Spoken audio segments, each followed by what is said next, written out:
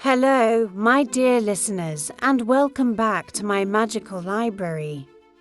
Today, I have a tale that blends the unexpected with the extraordinary. You may think you know the story of Alice and her adventures, but this Wonderland is unlike any you've seen before. A world of gears and tea, of steam and whimsy, where being bold and kind is the key to unlocking life's greatest mysteries. Let's begin, shall we? Alice Gable lived in the heart of Loxley, a bustling city where steam-powered trams whistled through cobbled streets and airships dotted the sky like drifting lanterns. It was a place of industry and invention, where mechanical marvels were prized above all else. But for Alice, the world was more than just polished brass and ticking clocks. It was home. Alice's mother, Eleanor, was a brilliant engineer, known for designing intricate clockwork automatons that helped run the city's great towers. Her father, Edwin, was a historian who spent his days buried in old books, chasing the forgotten stories of the past. And then there was her older brother, Victor, who was training to be a skyship pilot. Their house was always filled with lively chatter, schematics unrolled on the kitchen table, half-finished inventions scattered about, and books piled so high that they created a maze in their small but Alice had inherited her father's love of stories and her mother's knack for curiosity. She spent her days exploring the hidden corners of the city, crawling through forgotten tunnels, and sneaking onto the rooftops to watch the airships soar, slipping into dusty libraries. But despite her love for adventure, she often felt caught between two worlds, one of logic and invention, and another of whimsy and possibility. One evening, after an exhausting day of following her mother through the factory district, Alice wandered into her father's study. The room smelled of parchment and oil, and the flickering gas lamps cast long shadows across the walls. The pages filled with sketches of strange doorways and twisting pathways. Her father was hunched over a book. "Do you believe there are places beyond this world, Alice?" he asked, adjusting his spectacles.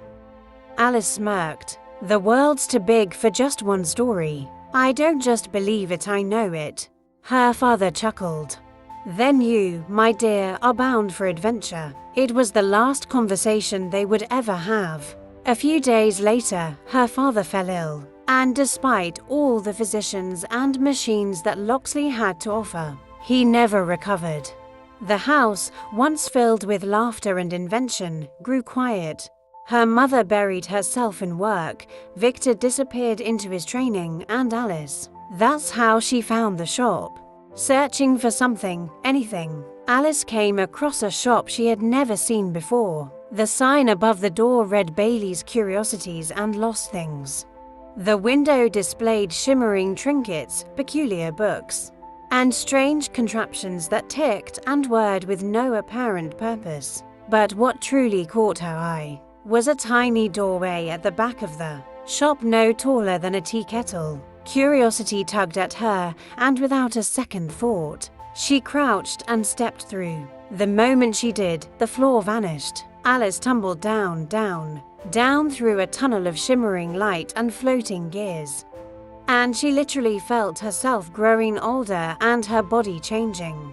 And when she landed rather gracefully, all things considered, she found herself in a grand, mechanical forest where the trees swayed like clock hands.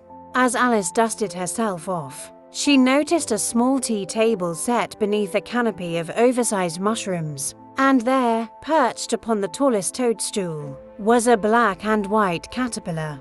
He adjusted his tiny top hat and regarded her with a knowing smirk. "You took your time," the caterpillar mused, changing into a worm. "I didn't realize I was late," Alice replied, crossing her arms. "You weren't," the caterpillar chuckled. "But it's more interesting if I say you were." As Alice sat across from him, he poured her tea, though the teapot seemed to float and pour itself. They spoke of Wonderland, of adventure, of dreams too big for small minds. But as they spoke, the caterpillar seemed to grow larger. looming over Alice until he stretched halfway across the clearing. "You were much easier to talk to when you weren't towering over me," Alice remarked. The caterpillar's grin widened. "Size is a matter of perspective, but I suppose, for conversation's sake, even though I can see you changing to," he inhaled sharply, "I prefer you this way, and yes, I grew up and I get younger too." The caterpillar mused. "Do you now you've never been to Wonderland before, huh?" "Well, you see, Alice, being bigger or older or younger doesn't make one more important. Sometimes it's the smallest things that change the world." Alice bade the caterpillar farewell and continued down the path of golden gears until she heard the unmistakable sound of laughter. At the head of a grand, impossible table sat the most peculiar rabbit Alice had ever seen. His coat was of the finest silk with golden clockwork embellishments. A massive top hat sat slightly askew, adorned with tiny ticking gears as he glanced nervously at a golden pocket watch, and a pair of shimmering goggles rested between his ears. "A harder guest," cried the Mad Hatter. "And what exactly are we celebrating?" Alice, amused, sat beside him. The Hatter clapped his hands together. "Why, the unbirthday of all unbirthdays. A day to be bold, to be brilliant, to be," he paused, tipping his hat, his shape and clothes changing as rapidly as hers had. "Exactly who you are, dear Alice." They talked for what felt like hours, though time in Wonderland was fickle at best. The Hatter spoke in riddles that made no sense but somehow made. He offered her a pocket watch with no numbers, saying, "This one always runs on Wonderland. Time so you'll never be too late for adventure." All the sense in the world. Alice's journey eventually led her to a grand court, where a regal woman dressed in a magnificent red and gold gown awaited her. "You have done well in Wonderland so far," the Queen said, "but if you wish to thrive here, you must complete one final challenge, a challenge of kindness and boldness." The Queen of Hearts stood tall, but she was not the tyrant Alice had expected. "You have done well in Wonderland so far," the Queen said, "but if you wish to thrive here, you must complete one final challenge, a challenge of kindness and boldness." In the land of laughter, Alice helped nervous jesters find their confidence. And in the garden of possibilities, she planted seeds that bloomed into luminous flowers of hope. When Alice returned, the Queen presented her with a mirror. "Now, what do you see?" At first, Alice only saw herself. But as she looked deeper, she saw the strength she had gained, the courage she had found, and the kindness she had shared. "You see," said the Queen, smiling, "to truly live your life to the fullest, you must first see the best in yourself and share it with the world." Alice awoke back in Loxley, but the world was different. She smiled at strangers, danced in the rain, and took chances she never would have before. The world had changed not because it was different, but because she was.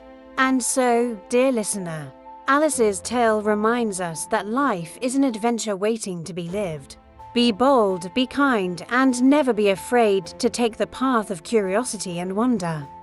Until next time, keep dreaming, keep reading, and stay bold. Farewell. This is PJ, signing off. If you loved this story, don't forget to like, subscribe, and ring the bell so you can join me on my next adventure.